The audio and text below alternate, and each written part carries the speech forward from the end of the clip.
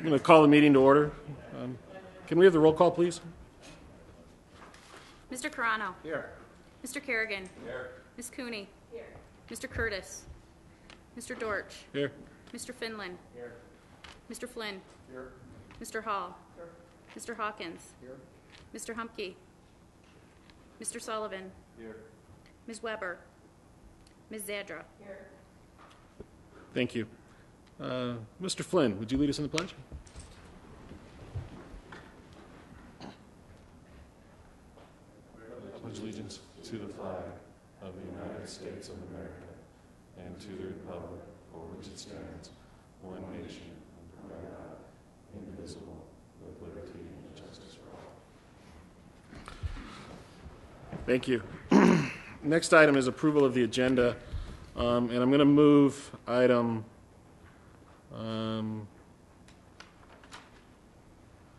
R to right after public comment, and then also we're going to take item 9, items for future board meetings, because we're going to have to discuss what we want to do regarding R. So we'll move R and 9 to right after public comment. Any other changes or to the agenda? Second. Got a motion and a second. All those in favor? Aye. Opposed? Motion carries unanimously. Public comment. Do we have any public comment cards, Charlotte?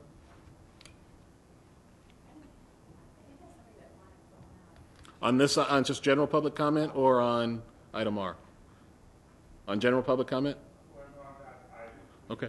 Same? Okay. Anybody else in the public want to speak under general public comment? Seeing none, we'll move on to item R.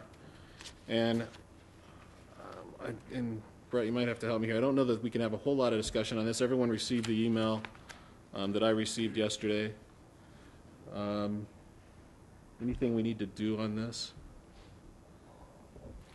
I want to have public comment on it, obviously, from the people that want to speak. But yeah, you might want to take public comment. There's really no action for the board to take. There's no contract in front of you to agree to. So, given the events of yesterday, there's really no action to take. I think everyone's been informed of Mr. White's decision. So you could take public comment and then move to future board items to discuss how you want to move forward. okay, so I do want to open it up for public comment. Mr. Fry, did you want to speak? And then afterwards, could you fill out a comment card just so Charlotte has it for the record? Thank you. Mr. Chairman and the board, good morning. This is critical time for this community and our tourism industry. Our gaming revenues have dropped in a tone of 34% from year 2000 to today. The Native American gaming developing all along the West Coast, especially in Northern California, is becoming more of a resort destinations. They are having all the amenities a resort would have, and they frankly are competing with us much more fiercely. This organization's responsibility to our community is to have someone in charge that long-term, develops our tourism industry, that helps the airport by bringing better air service, helps the cab drivers, helps the restaurateurs, the dry cleaners. A wise decision is a long-term decision, the impact that would have long-term. That's how we, in my mind, feel that we need to look at this. It is truly unfortunate what has happened, but I want to urge the board, please, to open the process back up. Let's do whatever we have to do to bring the best candidate we possibly can get. And if our existing search firm cannot deliver that candidate to us or are unable to, please look for other search firms. We have nothing to lose to open the process, discuss with some other search firm. Because this is the third time we have had the existing search firm that has brought us candidates. And obviously we know where we stand today. So as one member of this community, I want to urge you to please look at long-term consequences of our decisions. And so the legacy will be that we got the job finally done. Thank you. Thanks, John. John, did you want to speak? And again, could you fill out a comment card when you're done, just so Charlotte has it for the record?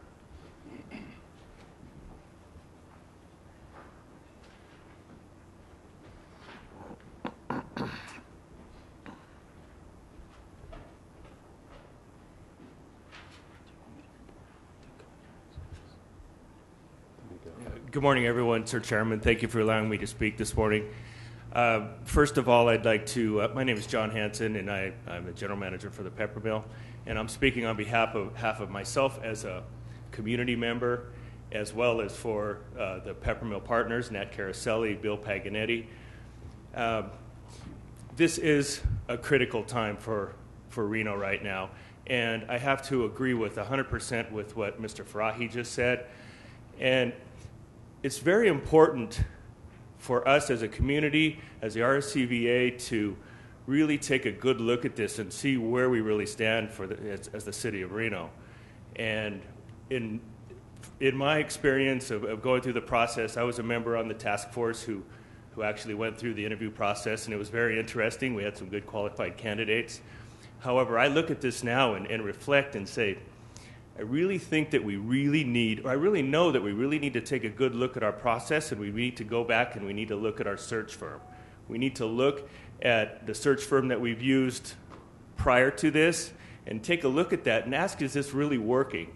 Let's really get together as a community and as the board to make the right decision for the city of Reno. Because like I said before, it's so important for us. I'm a native to Reno, and I've lived here all my life, and I've seen Reno grow, and I love Reno. It is a great destination. We need to sell Reno as the destination it is, and we need to really find that person who can do that for us. So once again, it's just so important for us to really look at the process and just think about it and review that and make the right choice on the direction we need to go. It's just a critical time for Reno. And thank you, Mr. Farahi. I agree with 100% of what your comments were. Thank you very much. Thanks, John. Anybody else in the public wishing to speak? Seeing none. Any discussion on item R? Brett, did you want to touch on the contract with Searchwide? Yeah, I thought it might be worthwhile, just so the board's clear and the public's clear on Searchwide's contract. The contract was for $53,000 plus reasonable out-of-pocket expenses. The RSCVA is paid 2/3 of that. The final payment is not due until one of three things happens. A candidate is placed. The RSCVA closes the search for any reason. So if the RSCVA were to close that search, we would owe that money under the contract. Or if the RSCVA places a search on hold for more than 60 days. So that is where we're at with their agreement. So by virtue of that agreement, they're still under contract. It hasn't ended. The final payment is still hanging out there until they place a candidate. So I thought that would be worthwhile for the board to hear. Jerry? Thank you, Mr. Chairman. I'm curious as to what the responsibilities of Searchwide is in terms of bringing additional candidates in with the absence or the exit of the selected candidate. The contract continues, so they are obligated to bring us and place a candidate under this contract to receive that final payment.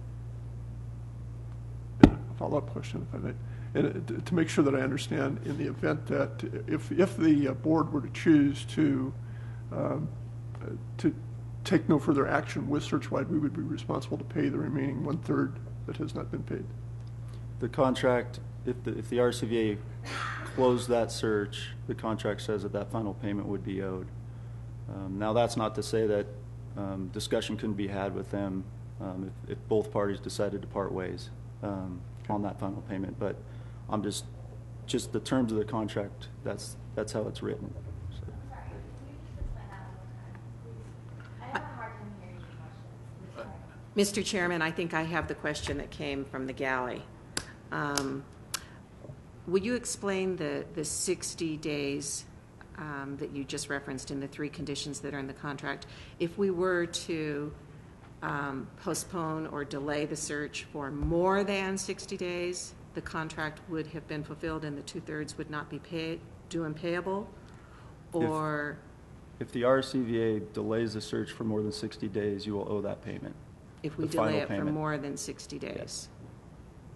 That was Searchwide's desire. If they didn't want this hanging out there and the board to delay this, indefinitely, and they would be hanging out there for, a year or two. So, Jerry? Is there any escape clause that was put into the contract that would allow us to exit the contract without, or to renegotiate the termination of the contract with them? there's not a specific escape clause on. I don't think it was contemplated this situation, so there wasn't an escape clause. I mean, it was more important that Searchwide was on the hook to bring and place a candidate, bring candidates and RSCVA to place a candidate. So that's why that final payment was held up until that happens. Mr. Sclair, if I could add, there was never a consideration of a non-performance. Searchwide, at this point, Searchwide is prepared to continue working for us, and it was their intent is to continue working for us until such time as they have fulfilled their agreement, and that's which is pretty standard in a search. Anytime you hire an executive search firm, at least in our experience. Other questions? Beth? Actually, this one is for Joe. Can you remind us of the original process that we went through to select Searchwide? It's my recollection that we went out to 3 different search firms and that no one would agree to bid against Searchwide. Is that correct? We did. We sent out RFPs to 3 different firms, maybe even 4 different firms, but the only one that responded was CEO Searchwide. Since we have, in all fairness, we've used Searchwide pretty much exclusively for our last 3 searches. I think the other folks felt like we were just going through the motions that were necessary and didn't respond as aggressively as probably they could have. I think if the decision of the board is for us to seek other firms, that there are. John's work. We're working with a different firm now on one of our DC positions, and there are other firms. And under the circumstances, if we were to reach out to them and explain to them that we were more sincere in our desire to use another firm, I'm sure we could get responses. But we did go out to either 3 or 4 firms. We did go out to four different firms, but only received a response from one, which was CEO Searchwide. Chair. Mr. Chairman, if I might follow up on that. The firms that you contacted initially, the 4 that received the RFPs, were they exclusively engaged in hospitality industry, or did you go to any that have a more broad general practice? Primarily hospitality, whether it's CVB, hotel, public assembly facilities, but for the most part, what you would refer to as hospitality industry. And we reached out once again through DMAI, which is the Association of Convention and Visitors Bureaus, ASAE, just association executives. Those type associations are who we reached out to get the other firms' names. But they are pretty much focused on just the hospitality industry, whether it's hotels, public assembly facilities, maybe even amusement parks, that sort of thing. Sharon? Joe, was it Searchwide that was hired to do the search for when we finally, and I will really emphasize that word finally, and ultimately were able to hire John? I recall at least 2 efforts sitting through rounds of interviews that basically, and I don't know if any of the board members who are with us now were sitting on those reviews at the time. They've all since retired, I think. But the point is, if it was the same search firm that brought us the VP candidates before we finally were able to find John, we had candidates from the aerospace industry, and we were shaking our heads wondering, how are they in this lineup? Was it Searchwide that was involved in that particular search as well? Yes, ma'am. And once And again, was it 2 or 3 rounds that we went through? Do you recall? I remember. I'm I thinking believe it was remember- 2 rounds, and then those first 2 rounds didn't work, and then I believe the 3rd round, basically, that was when they were able to speak with John and brought John directly to us. So I don't know. So I it guess kinda if you want to took call 3 it the 3rd attempts. round. 3 Yes, ma'am. attempts But we with actually this went firm. through. If I'm not mistaken, we went through 2 rounds where they brought in three or 4 candidates, and we did panel interviews, and we went through 2 pretty exhaustive rounds before they were able to bring John forward to us. Thank you. And as I've mentioned, they're still prepared to continue to work for us, no different than what they did when we brought John in. Jerry? So, I mean, for me, the bottom line is we're in mid-contract with Searchwide. We paid them approximately $35,000. We need to give them an opportunity to finish the contract and produce more candidates. Yeah, and we can't. As quickly as possible. We really, I don't think we can really deliberate and make a decision on that today. I mean, that's one of the things we're going to have to discuss under future agenda items. But, we can certainly have discussion on item R, but I don't think we can really deliberate on any action. Correct? I mean, they will continue under the contract whether you make a decision or not today, but the thought might be to bring them back, get a report from them, and then maybe give them some further direction as they continue their search. Something along those lines, or other items you might want to see on the future board agenda. And I have had several discussions over the last 24 hours, I'm sure, as everyone can imagine. But I've had several discussions with Mike at Searchwide, and he is. I mean, he's prepared to continue on. If that's the decision of the board, and I mean, he's already starting to try to identify some other possible candidates, trying to come up with some ideas that, to see if we can't get more people in the pool. And one of those ideas was to maybe go out and people that had said no, they weren't interested in before, but maybe try to get them here to introduce them to the market and show them, what we have here, to see if we could get them interested. So he's got some other ideas on how to maybe get more people into the pool. So he's already trying to think through, next steps also. But obviously that's a decision of the board, and I think that's something we can put on a future agenda item and have that discussion. So, Glenn? Mr. Chairman, I think that, I agree with Mr. Farahi and Petmore people in regards to it'd be great to have someone who's been CVB experience and also hotel industry experience in booking big conventions. But we have a sales staff under John Lyon that is supposed to be doing that. And if Mark White's out in the world, if we need those types of people, which we do, we need to perhaps hire those people in the sales department to make sure that John and his department. In my opinion, we need a leader. We need a leader at in the CEO position, and we shouldn't just limit it to CVC experience or hotel experience, but perhaps broaden that into, what is the event business, IMG stuff, and broaden that category a little bit, so we get a leader that's going to hold the employees here accountable, number one, and perhaps bring other pieces of business to town. Clearly, we need to make sure that we're filling this box here, the box downtown, and everything we can. But it's not necessarily the Mark Whites. Number one, a lot of those people aren't going to have CEO experience, but they're. So, Joe, I guess I would ask you: is that search for Searchwide? Is that description large enough that we're going to look at potential IMGs, leaders in IMGs, and that type of thing? Well, my understanding was Mike hasn't limited himself to any particular industry. Obviously, you're going to look in the CVB world first, but we had people, if you'll recall, from that used to work in the hotel industry that are now working primarily in the casino industry, and they open it up. It's just how actively they recruit, or their knowledge of the different industries.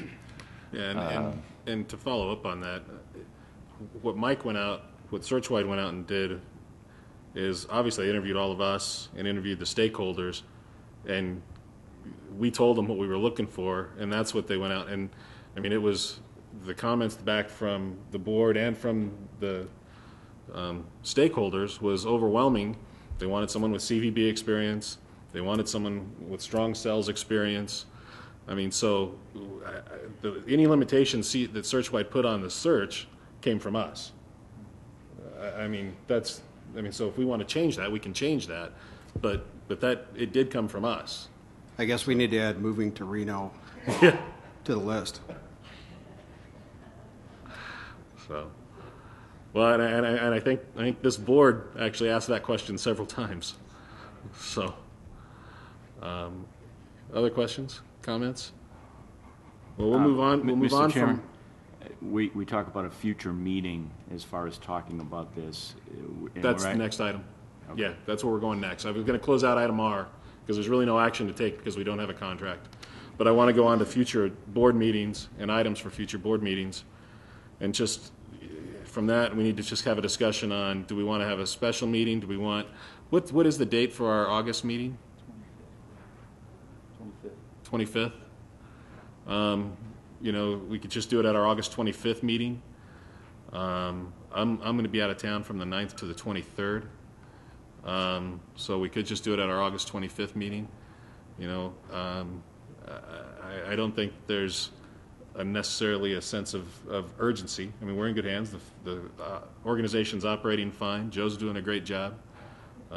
So I don't think we need to rush into anything. I'm happy if there is a desire from the board to meet sooner. I mean, I'm happy to set something up for next week. But again, I don't necessarily believe that we need to rush. I mean, I think we can do this at the August 25th meeting, unless anyone has any other ideas for that. Jerry?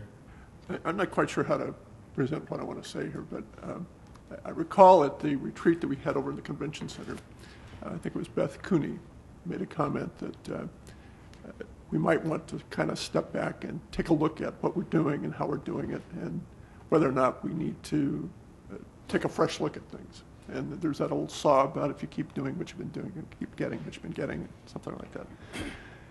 And I Dwight, I do remember sitting with the Searchwide guy, Mike Gamble, and telling him what I thought we needed here. And I'm not sure that my thoughts got incorporated. And that's not necessarily unusual because I tended to put more emphasis on some leadership issues. And in listening to what Mr. Carano was saying, I've seen in other industries, I've been primarily involved in transportation, but I've seen in other industries as well, a movement toward people that are really leaders and managers combined, and that's probably the best accumulation of skill sets that you can get in an organization. If you want to lead the organization somewhere, you want to manage what they're doing effectively.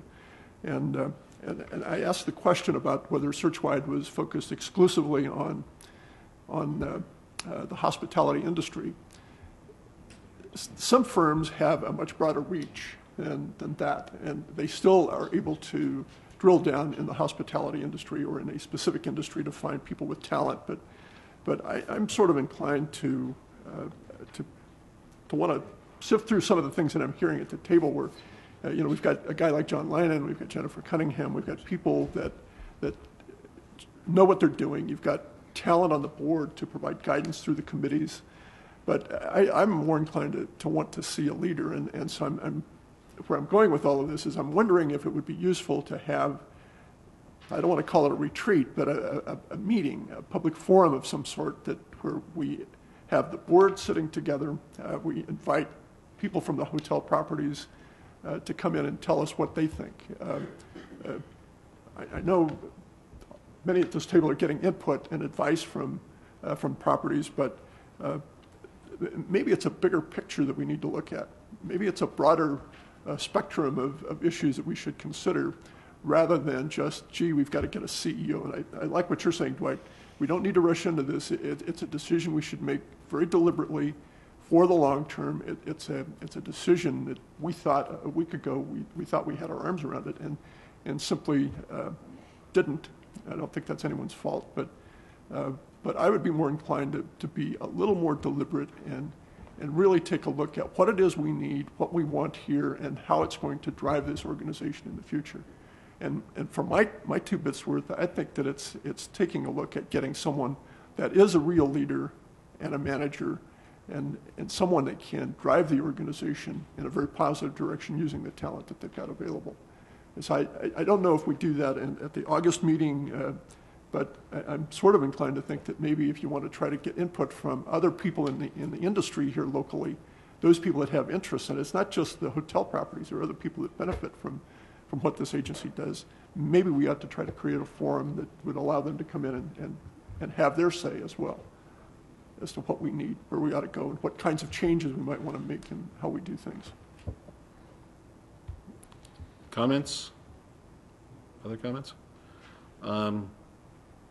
Yeah, I mean, if that's a direction we want to go, I mean, one of the things that I'll say is, I truly thought the candidate we had possessed the things we wanted. I mean, so I don't know I don't know that what we were looking for was flawed. He's just decided he didn't want to move here. I mean, but when I look at the candidate that we offered the position to, I was impressed. I mean, I thought he had, everything we were looking for to be the next CEO. So I'm not sure that what we were looking for is flawed, other than the fact that that person just decided, for family reasons, they couldn't move here. So, I mean, I understand where you're coming from, Jerry, but that was what I was looking for. I mean, I don't know how everyone else feels, but I felt pretty strongly that he was the right candidate. I agree, Mr. Chairman. He made a decision based upon family concerns that he wasn't going to come. Now, I would have liked to have that vetted before we got down to the final candidates. But in the same token, I mean, I do think, that what the qualities he possessed were the qualities I was looking for in a candidate. So, Jerry? The only, I agree with you 100%. The only thing that was missing with Mr. White was that, it wasn't a negative, but he had not stepped up to that next level. And there's an in-between level between what I think he's doing and leading an organization. And he hadn't quite made that step. So we were looking at a candidate. It's not a flaw. We had to make an assessment. Is he ready to go from where he is today to leading an organization? And I think the majority of the board said, yeah, we think he's ready. And I agreed with that. And he did make a personal decision. That drove the outcome.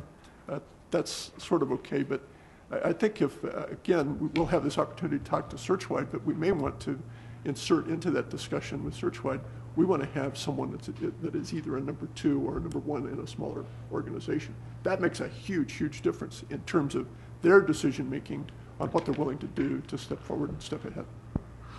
Well, why don't we do this? Why don't we put this on the August 25th agenda to have the discussion? Invite Searchwide here to be here for that discussion also. If we want to give them any additional guidance at that point in time. We can also have on the agenda the discussion of do we want to continue with Searchwide, or do we want to find another search firm? We could have that discussion at that point in time also. And then if we want, Jerry, at that point in time we can also decide if we want to have this forum that you're talking about, whether it's a workshop or how we want to move forward in that manner also. Is that okay with everyone? Sharon? And Mr. Chair, if we could make sure that however that agenda is scripted, that it gives us the opportunity to be as flexible with the financing of either that contract with Searchwide and our budgeting for, and or the salary that will be offered, so that we have the flexibility to discuss all of that. I think we can handle that, huh, Brett? Yeah. Okay. Anything else? I can't. Hold on. This isn't a debate amongst the audience. I'm sorry. Mr. Chairman, can we proceed? Yes. Any other items for future board meetings? Okay, so we'll have that on the August 25th agenda. Okay, so let's go back to review and approval of the minutes. Move approval. Second. Got a motion and a second. All those in favor? Opposed? Motion carries unanimously. President's report. Mr. Kelly. Thank you, Mr. Chairman. I'll keep my remarks brief. Over the last month, we've had a very busy month. The USBC Open Championships closed with a very successful tournament, right at 13,000 teams, right at the first part of July. We also, as most of you all are aware, it's been pretty well covered, had a very successful trip to Arlington, Texas to speak with the United States Bowling Congress about them extending their current agreement with us for both the Open and Women's Championships. We'll have follow-up meetings with them. They'll be in town this next weekend through Wednesday.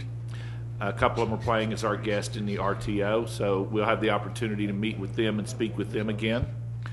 The BLC, it's just a staple in the tourism industry, had another great event, the Biggest Little City Fam Trip, our tourism industry event that happens each summer. I believe 45, 50 travel agents and tourism writers and tour operators. It continues to be an extremely popular event within the industry and very well supported with our hotel partners. I think all of our hotel partners, both large and almost all of our large and hotel and smaller hotel partners participated. Other than that, we're still moving ahead. John's people are out on the road, diligently moving ahead. Still have our focus in spite of the recent setback. We're not slowing down. Things are moving ahead very well and very rapidly. Jennifer's working, obviously, on the Bay Area campaign, and not only that, gearing up for a very, very busy special event season that we continue to flourish through. The special events continue to be a mainstay. And then lastly, we're gearing up for the RTO next week. We have a number of guests coming in, as I mentioned, for the Pro-Am, as well as I think we mentioned before. We're Jennifer, in our marketing department, we have worked towards, as opposed to being a grant writing agency for special events, to become more involved as partners or as part of our sponsorship, be more of a partnership. So you'll see a very active effort on our part. The Fiesta Loco tent will now be sponsored by Reno Tahoe USA with a Bring Your Meeting Home component. But we want to have a lot of visibility for the resources that we put in out at the golf tournament. Once again, we're still extremely busy on all aspects. Hot August nights in 2 weeks, big science fair convention right after Hot August nights across the street. So hopefully it'll be a good August. With that, I will conclude my remarks unless anybody has questions. Anybody have any questions? Thanks, Joe. Mr. Chairman. Okay, we'll move on to items for board consent. We got the marketing committee. Mr. Carano. Hey, Mr. Chairman, thank you. And I'd first like to commend Joe Kelly as interim CEO.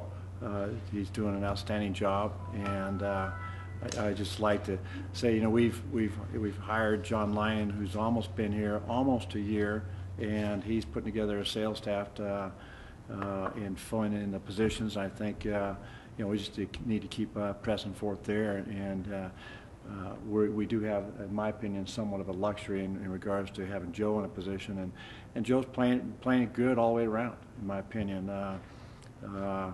So I think we have the availability of going out and taking a little bit of our time to make sure we get the permanent CEO position. So Joe, thank you very much. Let's see. We had a marketing and sales committee meeting on the 11th of July this month, and we did have a quorum. I'll be asking for approval of items 7C, D, E, and F. First, I'd like to report that we did receive a presentation for the Regional Marketing Committee and Carl Roboto and Ronell. I forget Ronell's last name. Okay. Klingsmith. Okay. So Rennell, I never.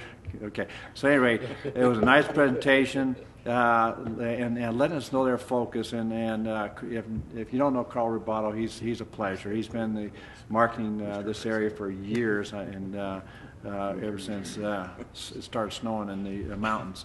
But so at any rate, Carl came and basically presented to us and let us know their focus is on development of air service, and they would like to grow their membership in the Northern Nevada, California region, and stated that our entire community / region benefits from air service. We all have a stake in the success of developing air service, and so we should all be given a chance. That's the idea: be given a chance, an opportunity to participate in a way of membership. So Carl is actually going to reach out, and the regional marketing committee is going to reach out further than the traditional tourism pockets, namely hotel and casino and ski resorts and that type of thing. Try to reach out further, because again, we all participate and benefit from the benefits of air service. So the regional marketing committee will be coming to a door near you to ask for membership dollars, and please join if you're not a member. Next, we had a brief discussion about bringing our meeting home. Don't remember too much about that discussion, except it kind of goes along with we love this place, and we really need to bring community into it. We'll have a plan presented to us soon in regards to bringing your meeting home, but we really need, and listening to Mark White, it was interesting to listen to him how they've got Salt Lake City and the residents of Salt Lake City and the community there walking around and actually welcoming a culture of welcoming conventioneers. And if you have convention badges or something around your neck or so that says you're here for a convention, the entire community is embracing you. And so I think that we want to go ahead and develop that culture, and that's part of bringing your meetings home, and we love this place. Item 7D is an incentive plan to reward our convention sales personnel on their production in an ever-competitive industry.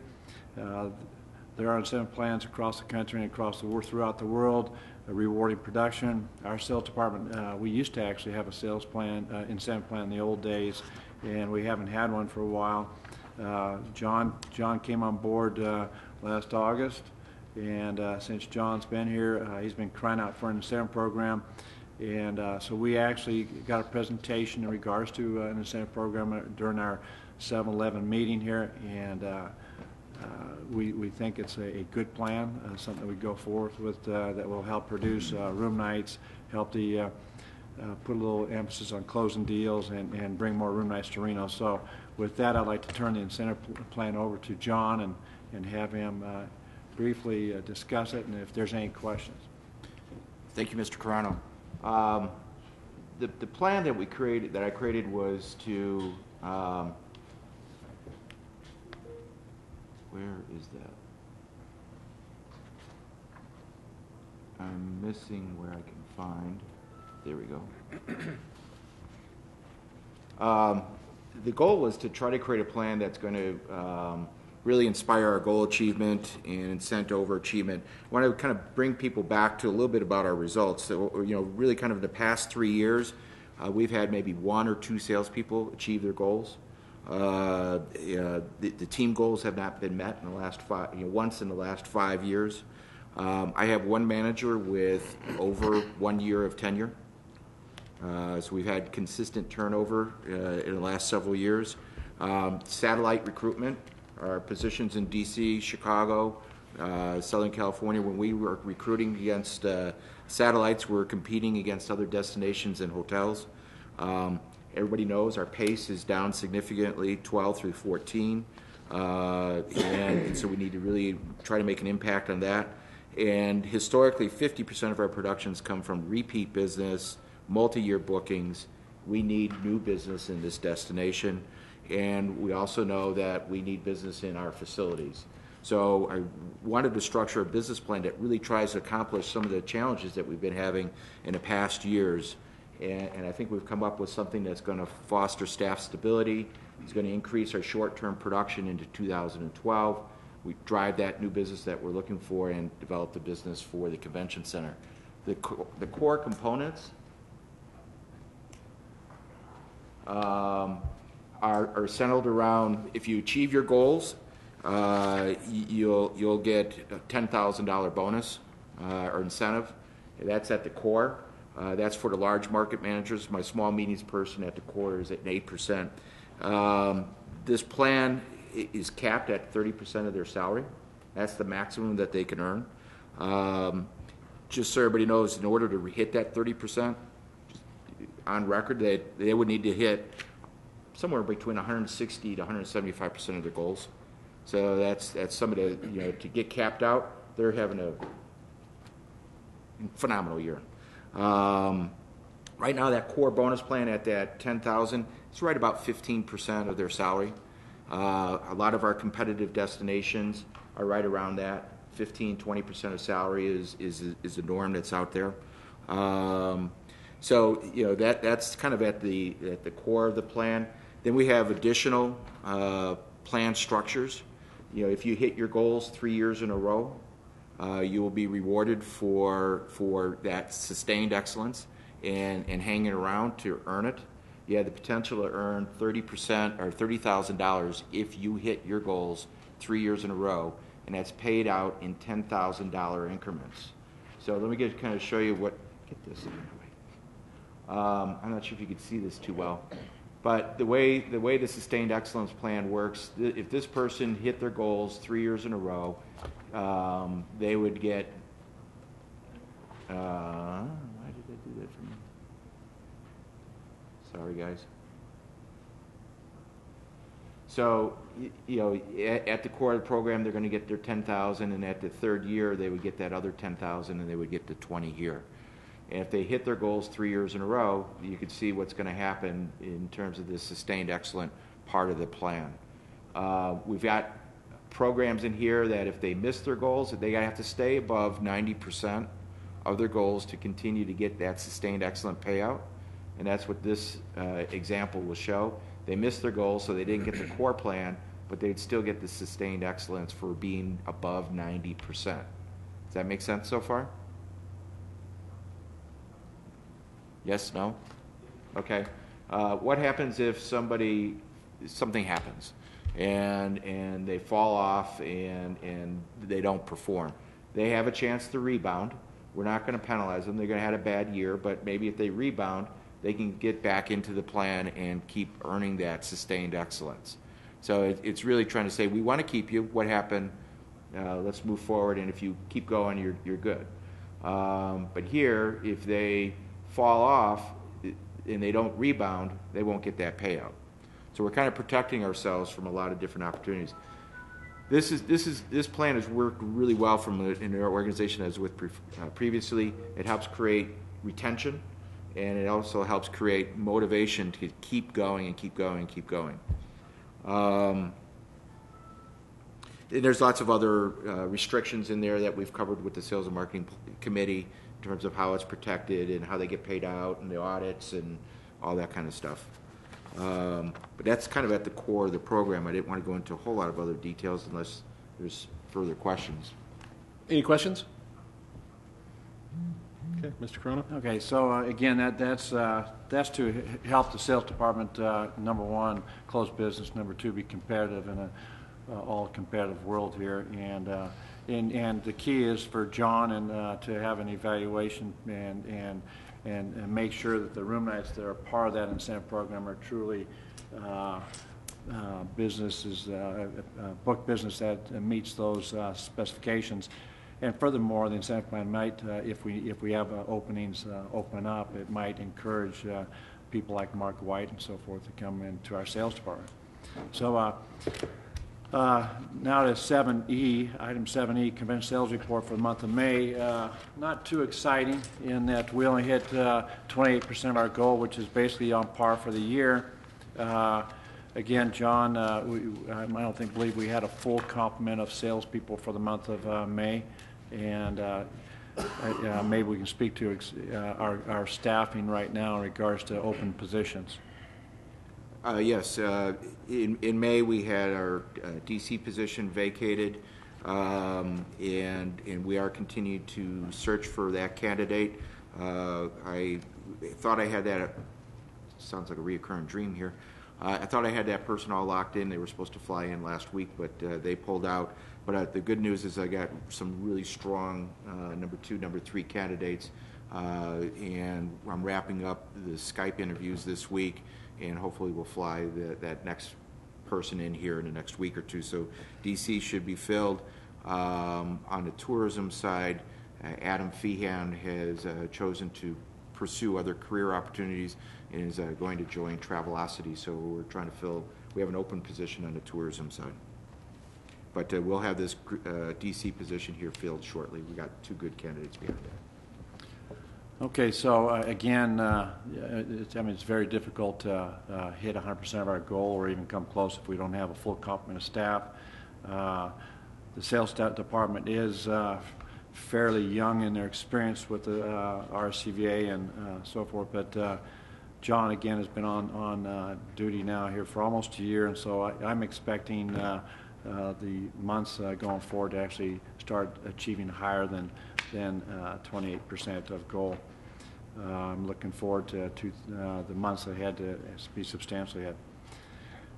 Item item F is our tourism sales report, and as you look at that report, you'll see that the wholesale seems to be off, hitting 59% of their goal. The reason why they're not hitting closer to 100% is there's 2 hotels that did not report to tourism their numbers for the month of May, and so once those numbers actually get put in there, then the May tourism report would actually look a lot better and come closer to 100%, if not over their budget and last year's number. So the number again for May doesn't look good, but it's just because not only 80% of the hotels report their numbers. That's 8 out of 10. So that again will improve. Item G, marketing report. The website continues to get positive hits. Let me go back one. John, do you have anything you want to say in regards to FAMs or anything in convention sales or term sales? Yeah, to Joe's point, the BLC was an incredible success, and we're actually already seeing some of the benefits. We've got Southwest Vacations has just run a pretty extensive promotion of the destination in partnership with the hotels. We're at the RSCVA looking at how we can augment that promotion to push more of what the destination has to offer and some value adds added to that. TripIt is working with us to, Book It is looking at helping us to better promote the destination. Some real strong interest. Expedia, there's been some changes in some of their leadership, and we're having a follow-up meeting with them in next week or 2 weeks, first week of August, in how we can better leverage that channel. It was a great event. The staff did a fantastic job, and our customers really, we see a big surge in their interest in promoting us. We have a convention group sales fam trip coming up over the balloon races, and we're real excited about that. The quality of the customer that's going to be in attendance is fantastic. I want to see a little bit more. We're at probably like 13 right now. My goal is to get to, I'd like to be at 2025, but the good news is the 13 is really just an outstanding quality and good sized business. Good. So again, we just had the BLC, and that was a success. And then as we go forward with the RTO is going to be an opportunity to showcase this region. We do have some good quote meeting planners, bowlers coming in town, and they're taking the practice holes, the first 3 holes, the old first 3 holes with the practice holes, and making it a special event row out there. And so it should be pretty exciting. I'd like to see all board members participate as much as you can. It's Reno from here all the way through mid-October with the Rib Cook-Off, Italian Festival, and all the special events we have. It's a great time of year. And so we get out and support it. We can't help it. If we can shake meeting planners' hands and let them know this is a great community, maybe we'll get people to come here. Again, on with the marketing report, the website continues to have over and above goal visitation with 113%.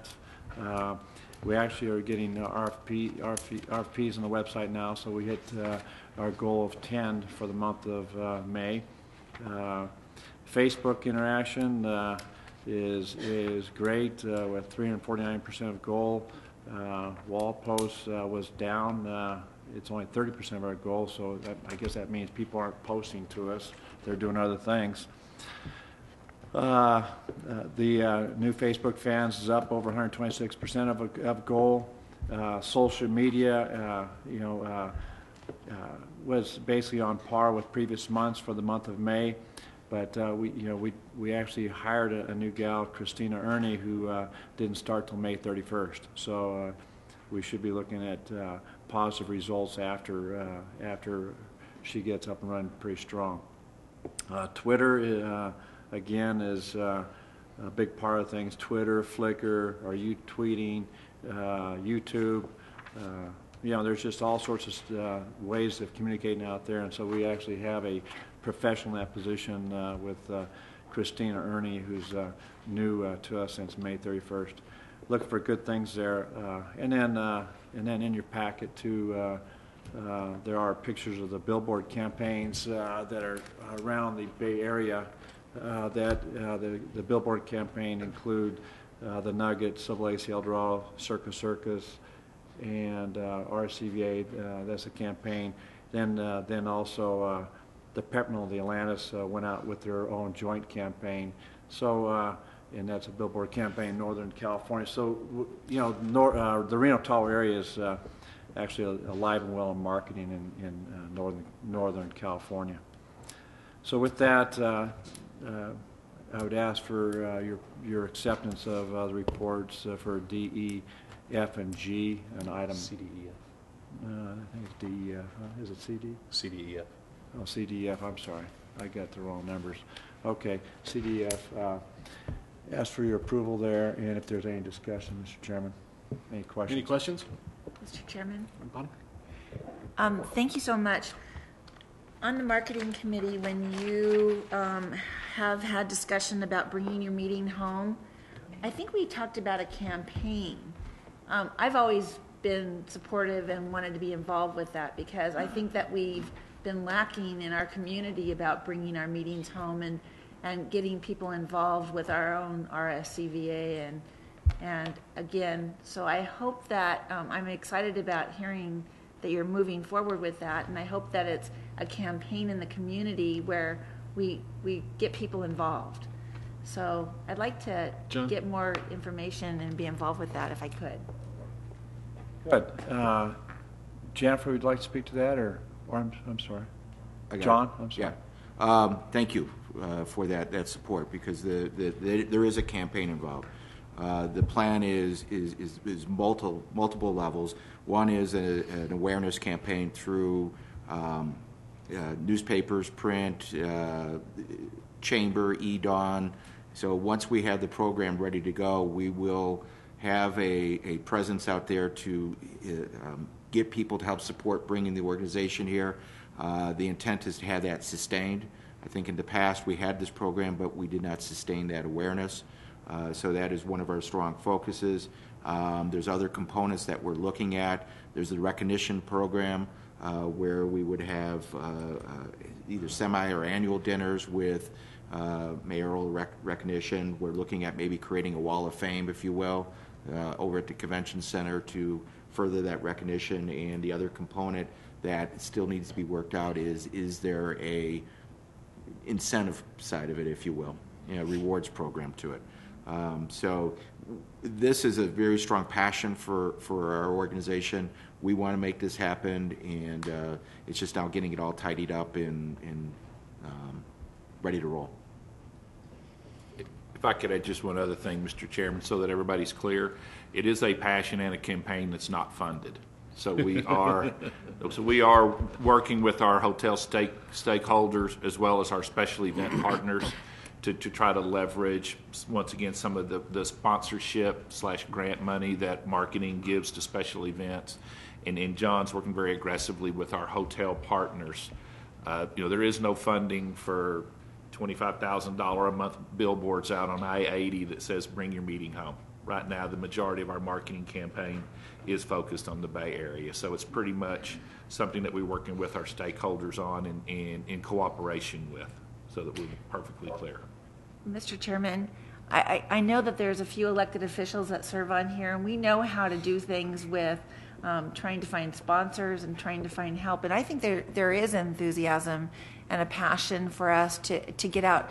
We deal with our constituents all the time, and so we're out there, and I believe that you have a resource right here on the board with all of us that are interested in doing this. And so I'm excited about this.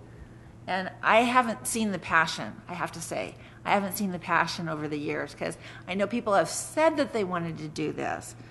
But as you mentioned, Mr. Carano, that it took off, but I think it kind of fell to the wayside. So thank you. Mr. Chairman. I just wanted to thank John for all of your efforts in putting together the incentive program. I think that's a huge move for us, very critical to incent salespeople, because guess what? That's what incents them. So it's exciting, and I appreciate that you keep pushing to make that happen. So thank you for that. And I'd like to move to approve the marketing piece.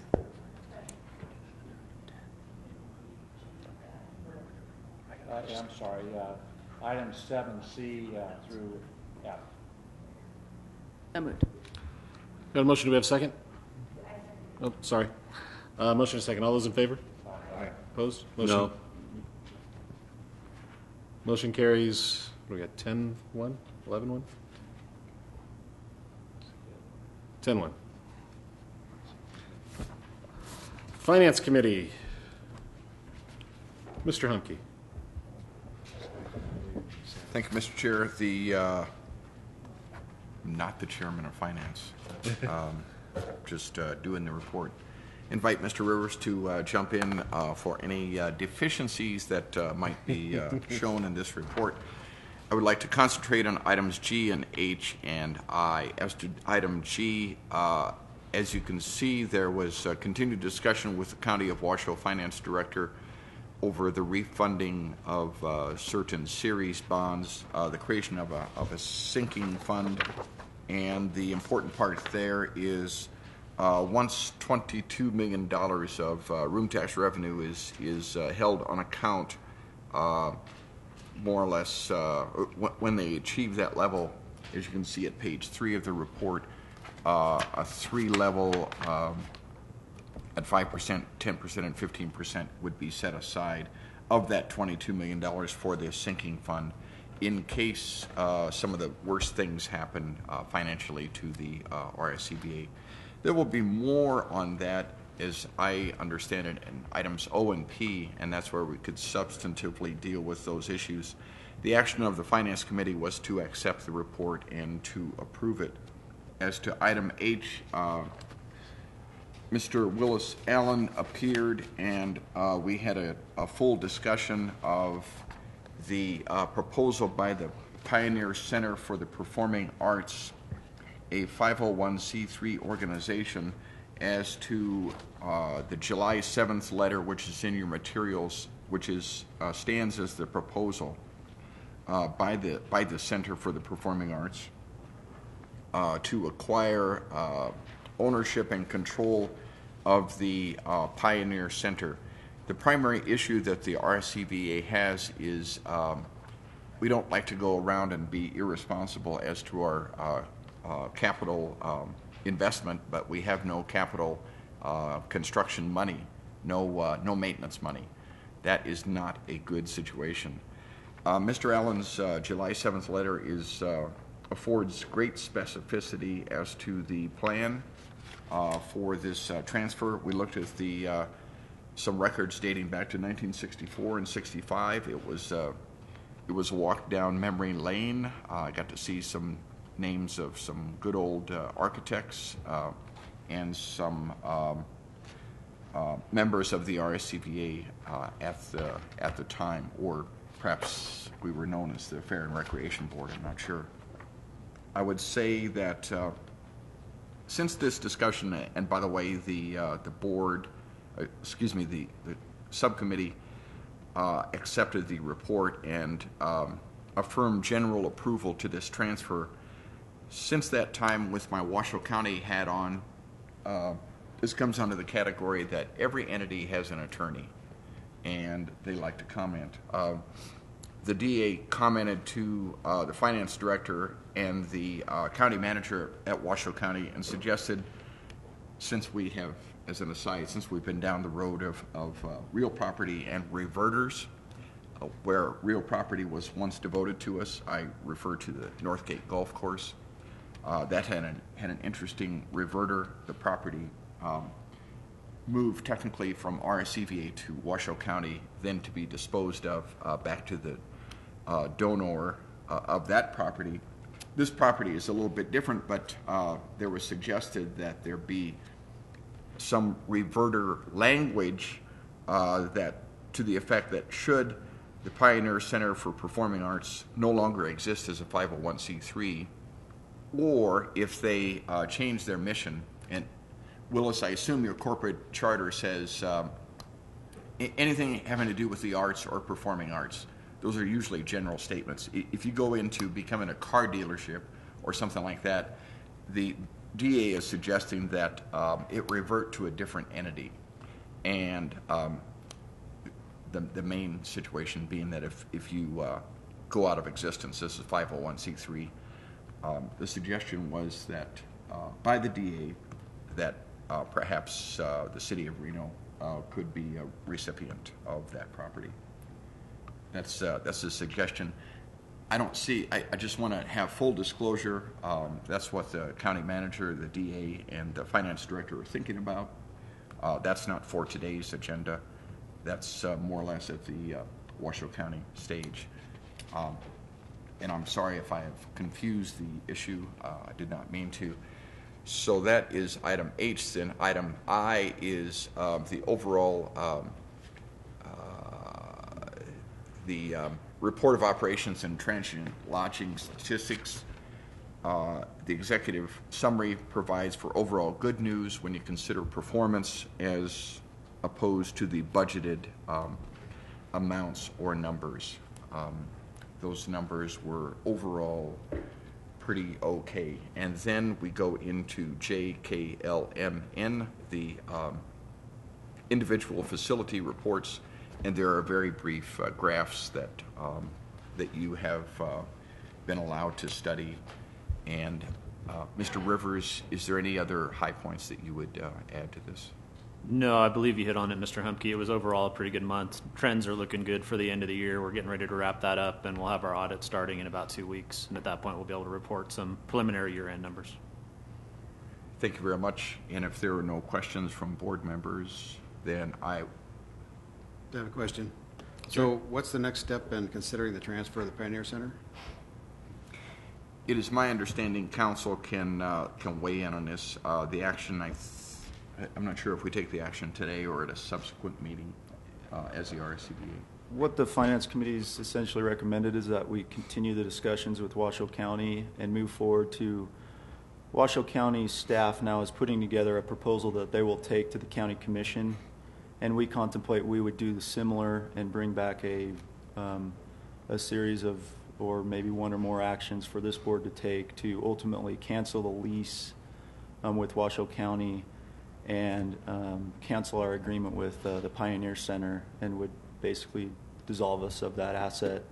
But we're kind of waiting now in a holding pattern until the county puts together their report and gets it on their agenda. So it's kind of a moving part. What we're asking for today is a blessing to move forward with the concept and bring back the appropriate approvals. Did I miss something, Brian? Or No, that's correct, and I believe in speaking with the county folks earlier this week that they're planning on doing that at their August series of meetings, whether it be the 9th or the 23rd. And at that point, we'd have some more information to bring back, most likely at our 25th. Then they'll have more meeting. information as far as any transfer fees or settlement costs to the RSCVA, I would imagine, right? Thank you. Any other questions? Any other questions, comments? Seeing none, then I would move approval of items G through N November. Got a motion, do we have a second? Second. Got a motion and a second. All those in favor? Aye. Opposed? Motion carries unanimously. Moving on to item O. Mr. Rivers. Thank you, Mr. Dortch.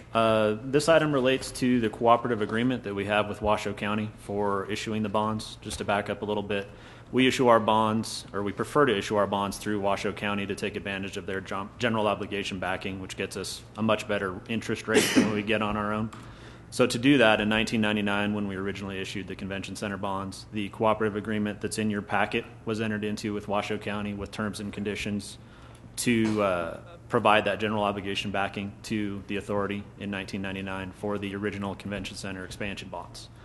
What we're proposing today is to put the second agreement in, which will supersede or replace the original agreement. And in the staff report, it relates or references a couple additions we're looking at putting in. Section 1 basically relates to the 2001 bonds and the revenues that we're speaking of as it relates to room tax revenues for the sinking fund. We're also looking at elimination of items that no longer are applicable, primarily as it relates to the original construction project and some bond insurance that we're not going to be putting on these 2011 bonds. We're also looking at what will be section 4.4 of the new agreement, which will eliminate future contributions to the existing revenue stabilization fund. Just so you all are aware, we have about $4.6 million in a reserve account that's earning 6.8% interest that we entered into back in 2000 that will stay in effect until the bonds are fully paid. If we were to continue under the current agreement, there would be additional contributions required based on the debt service increases that are coming up in the next 3 to 4 years. As a result of this sinking fund, Washoe County staff has agreed to freeze those funds at the $4.6 million that are currently in there. And then also section 4.5 will be added to include the sinking fund contribution and usage verbiage as it relates to final disposition of those funds once the contributions begin to be made. The final piece of this is section 4.7 of the cooperative agreement, which is related to coverage. We would ask that that be waived by Washoe County. Currently, given our revenues, we would not meet that coverage ratio of basically 2 times. So to issue these bonds, we would ask for a waiver of that provision to issue the 2011 bonds. And with that, that wraps up my report. If there's any questions, I'd be happy to answer as it relates to this. Questions? Glenn? Just real quickly, what is going to be our debt service for 212 on 12 month? 212, 213. Is it 9.7 currently? It'll go down based on the final pricing, hopefully to about 9.5 million after we complete this transaction. So it should save us 150, 200,000 a year at that point. Good, thank you. Mike? Brian, what's our coverage ratio? If they're going to waive 2.0, what are we going to go down to? We would just ask for waiver of this provision for this transaction. Because of the sinking fund? Yeah, my understanding in speaking with Washoe County staff is they'd be amenable to waiving this provision to issue the bonds as long as the sinking fund provision is entered into as a part of this cooperative agreement. Okay. Other questions? Can I just add one thing, Mr. Chairman? I think everybody's aware what we're actually looking to do. We will be extending our debt service an additional 3 years, but this will level out over the lifetime of the bonds at the 9.5, which over the period we have some substantial increases in payments. So this should help us out not only short term but long term. Is what we're really looking to do here is flatten that debt service payment out over the next 20 years or so. And actually, there is a net savings on this. Correct. Even with the extension of the term of 3 years, there's actually still savings over the term. Right. Jerry? Just a question to follow up on the question about the 2 times annual payment, if that becomes part of the sales process and the marketing of the bonds, won't that, if you ask for a waiver of that, doesn't that affect the security of the bonds and the saleability of the bonds? We have Marty Johnson and John Peterson from JNA. If you guys could come up and maybe chime in on that. Or Jennifer, sorry. This is Jennifer Stern, our bond counsel. Good morning, Jennifer Stern, Swenside and Stern Bond Counsel. Legally, what we need in order to issue the bonds is 1 times coverage. This cooperative agreement is a side agreement between the county and the RSCVA for the county to lend its full faith and credit to the RSCVA. And so in that cooperative agreement, they have a 2 times coverage requirement that does not extend to the bondholders.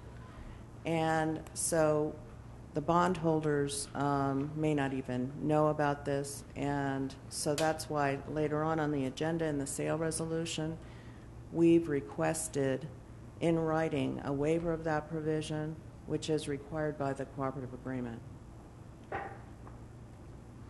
Any other questions? Any discussion? Motion? We've got a motion to approve. Do we have a second? Got a motion and a second. All those in favor? Opposed? Motion carries unanimously. Brian, item P. And this is the final action we're asking for today. This is actually the bond sale resolution that we need to proceed with Washoe County. So we're just seeking approval of this to keep moving forward. And at this point in time, it appears as though the county would take action on their August 23rd meeting. And then if there's any other action we need to take, we'd put it on our August 25th meeting as well. And then hopefully be ready to go to sale early September for our bonds. Okay, and there is a correction on the agenda that on the resolution number. It's not number 563, it's 564, correct, Charlotte? So do we have a motion to approve the resolution? So moved. Got a motion and a second. Any other discussion? All those in favor? Aye.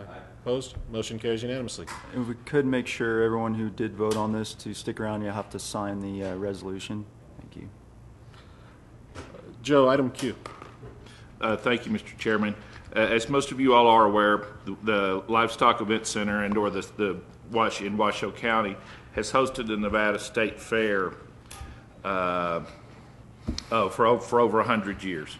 They have fell on difficult times. Never, at least in my 13 years here, have they had the luxury of a lot of financial success. They've always kind of struggled year to year. After this last year, the performance this year, they've found themselves in an unrecoverable position as far as debt, which was unfortunate on a lot of in a lot of areas, but in particular to our operation at the Livestock Event Center. It left us in a position of having a pretty significant hole in our calendar in the month of August. Staff, we are looking to aggressively move ahead and fill that week of activity. It's a great week, and there were actually kind of left out, if you will, or are out there a number of vendors, a little bit more of the successful components of prior fairs.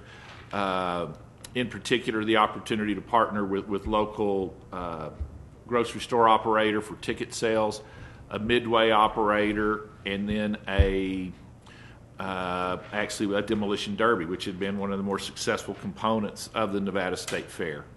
What staff has put together and is bringing forward to you all today is the recommendation that we as a company promote what we are referring to as Sierra Summerfest 2011.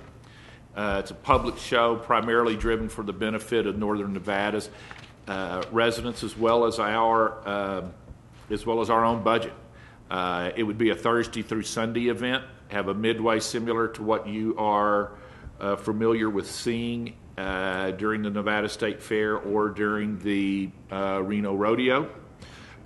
In addition to that, on Friday and Saturday, we would have monster truck competitions in the main arena, demolition derby competitions in the rodeo arena, as well as popular entertainment on the area that we're referring to as the Rodeo Plaza. Sunday would be dedicated primarily to a Latin concert or our Hispanic community. We bring this forward to you with a couple of options. For one, we are not satisfied to sit back and continue to lose activity at the Livestock Event Center. We've lost too much business out there, and we've not aggressively gone out and pursued all of our options. Two, there is risk involved. There's absolutely no doubt that anytime you step forward to try to promote a public event, there are risks involved. We've tried to outlay, as you'll see the pro forma on the last page of your report, basically showing, if you will, for clarification, a $33,000 profit based on 12,000 or so attendees, 14,000 attendees, as well as built within, outside of the $33,000 profit is a $50,000 payment for rent, if you will. We generally set these activities up when we do them. We do a similar bowling event in the months of October and November where we set them up as, well, back to my municipal days, to enterprise accounts where they stand independently of the actual operation of the facility itself. And we do know if we do not do anything, then the Livestock Event Center, we're now, at the time the budget was presented, the fair it was contemplated that the fair would happen, and based on the money that we would have received from the fair, it will have a negative impact of $25,000 right in that neighborhood to the August director's report, or what we more commonly refer to as a profit and loss statement. Like I said, what we've really tried to step forward to is fill this hole. Obviously, there is some risk. We know if we do nothing, we're going to lose money in the month. We feel like it's a pretty stable opportunity for us. We've done a lot of research on prior attendance at the fair.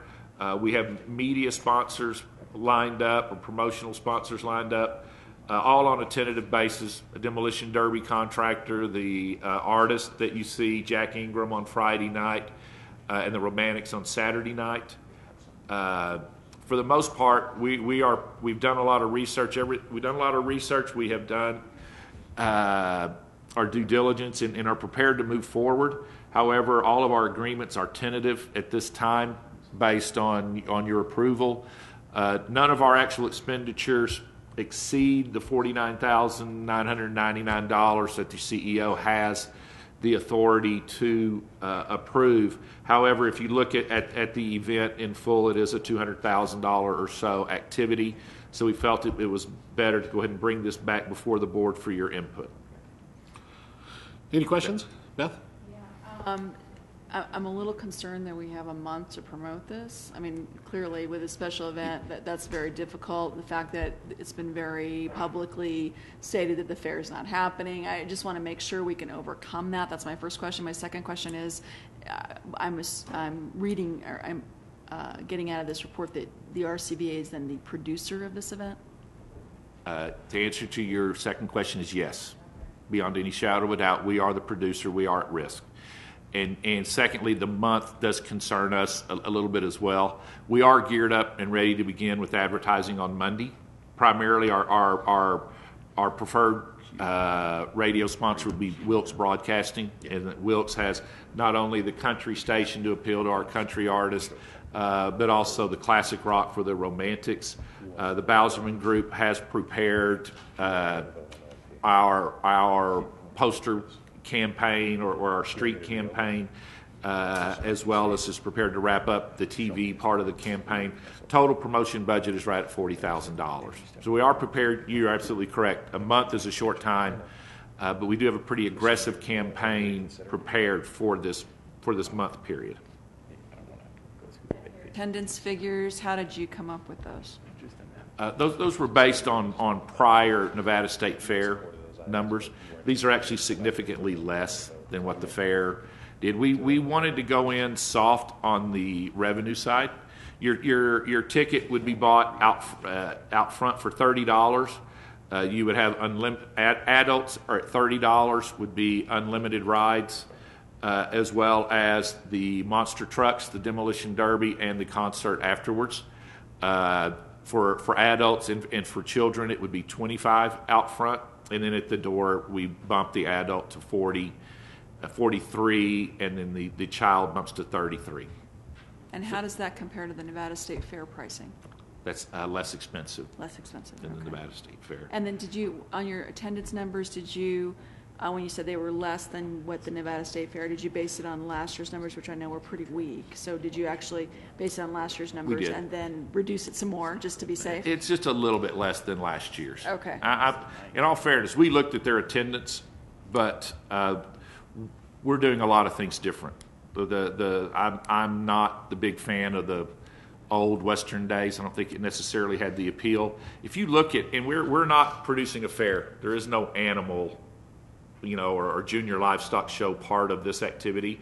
We actually went back to the junior livestock people and offered them the Hot August Nights week to assist them if they wanted to do the auction that they do in the junior livestock show, but they weren't in a position, or certainly did not seem willing to move ahead. And if you look at your traditional fairs, especially if you go up and down California, they're all entertainment driven. That's what drives people out. So, but to your point, though, that's we are ready to roll and go. And on the attendance, we've tried to be soft. That's 14,000 over 4 days. Well, we'd like to think so, but I don't want to kid anybody. There's always a risk. There's an old saying in our industry: if they were all winners, we'd all be promoters. So, but there is some risk. We as staff are not pleased with our performance at the Livestock Event Center. We've lost activity, and we do not intend to sit back and continue to lose activity. And we want to move ahead. Glenn? Joe, the monster truck competition has history in the area of selling tickets. Now, are you buying that entertainment, or are you actually got a promoter participating in ticket sales? No, we're actually buying that entertainment. It's right now our proposal's at $26,000 for the 2 shows. We're trying to beat that down some. But no, basically, we're purchasing the entertainment with the idea that the patron would buy 1 ticket once you're inside the grounds.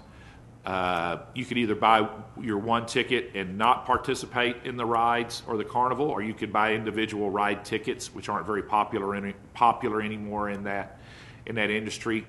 Or you could just buy a ticket and come and see the monster trucks, the demolition derby, and the concert afterwards. So the idea is it's a one-price ticket, not where you would pay and then go pay additional for the monster trucks, or pay additional for demolition derby, or pay additional for the concerts afterwards. You had $15,000 in sponsorships. Has that already been lined up? No, it hasn't. We've had some preliminary discussions, but no one committed. We feel like it's an achievable number. It's not a whole lot when you look at what we're offering and people in the community. Originally, we had a much higher number, but we backed that one down. We do have less than a month. We had a few conversations, but. Now, are you guys going to be going out and selling those sponsorships, or is Seismic Events doing that? Jim Seismic would be responsible for reaching out within their network. Any other questions? Comments? Discussion? Motion? Motion on this? Mm-hmm. Yeah, I move to approve it. I think I'm glad to see you guys doing something that aggressive, and we'll see how it goes. So, got a motion and a second. Any other discussion? All those in favor? Aye. Opposed? Motion carries unanimously. Thank you. Board member comments. Mr. Humke. Thank you, Mr. Chair. I regret that I was out of the room when items O and P were approved. I wish to say that I was not dodging that very controversial issue, and had I been present, I certainly would have voted for them. Don't wish to reopen it. I don't think that's necessary. Thank you very much. Thank you. And just as is tradition on this board, I've asked the banking member to chair the finance committee, and Kevin has agreed reluctantly. But Kevin will now be the chairman of the Finance Committee. Bonnie? Mr. Chairman, I'd like to ask, at one point in time I was asked to be the chairman of the Facilities Committee, and we haven't had a meeting or haven't done anything with the Facilities Committee since the beginning of the year at least.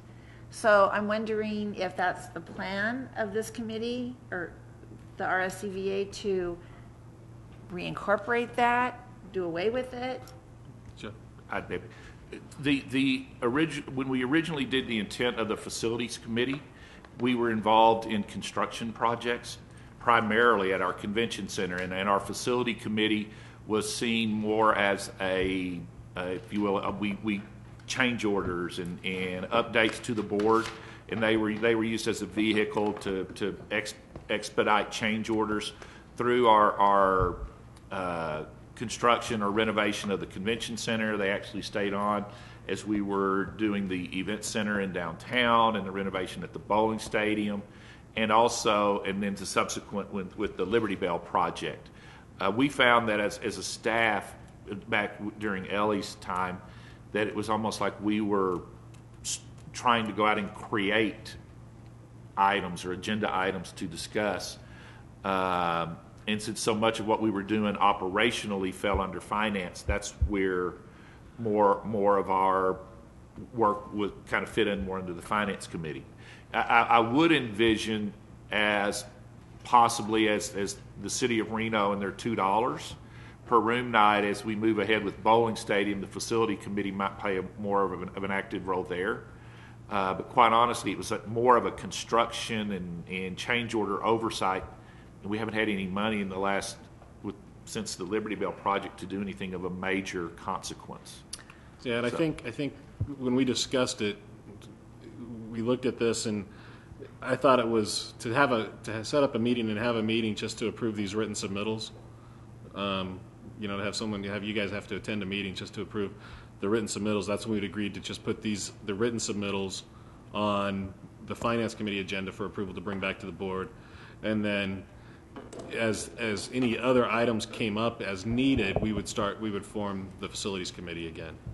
Thank you, Mr. Chairman, but I believe that this board should have made that decision, not staff. I think we should have had discussion about whether or not the Facilities Committee was going to be done away with. It's not done away with. At some period of time.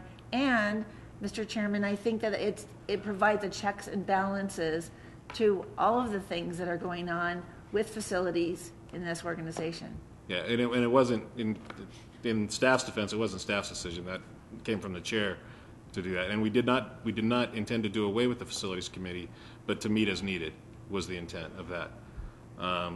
So it wasn't staff's decision. That was the decision that I made to move those items over to the Finance, because they made more sense on the Finance Committee agenda than a Facilities Committee, because they were just written submittals.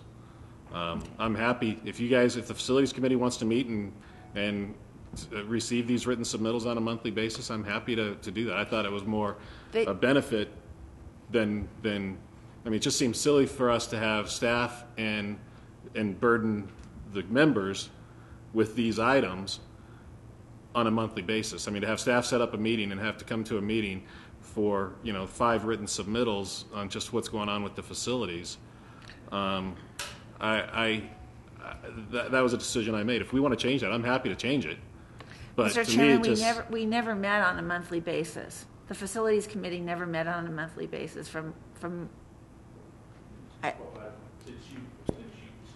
been on the board, they did not. During construction of I'm sorry, Mr. Caraselli's not here still, because he was our chair of the Facilities Committee. They were meeting weekly during the convention center. They were the board's oversight change order, because we had to expedite change orders. They don't want to wait a month, and their real role was a construction oversight change order in our renovation of the convention center. And we used to meet weekly, so it was. And then at one point it went to monthly, and then bi-monthly before the decision was recommended to just continue having or do them as needed. Thank you. Well, Mr. Chairman, maybe that could be something that comes back as an agenda item. I won't be attending the next meeting, but I think it's important to have that discussion, and especially during this $2 room tax time, I think it would be a really good checks and balances. I agree with you there, and I agree with Joe on the sense that once there are items that are relevant, that's why we didn't dissolve the committee. Is we do think that there's going to be a time where that thing's going to have to gear back up, and there's going to be a need for that committee. But again, we just didn't think it was appropriate for staff time or anybody that serves on that committee's time to just meet to meet and receive those written submittals. I mean, I don't know how everyone else feels, but I mean, that was really how the discussion came about and the decision was made. I just didn't want that committee to fall by the wayside without comment from the rest of the board members. It's not dissolved. Okay. It's still around. Thank you. Mm-hmm. Any other board member comments? Seeing none, I'll entertain a motion to adjourn. Oh, wait, sorry. We've got public comment again. We have to do that at the beginning and the end. Thanks, Brett.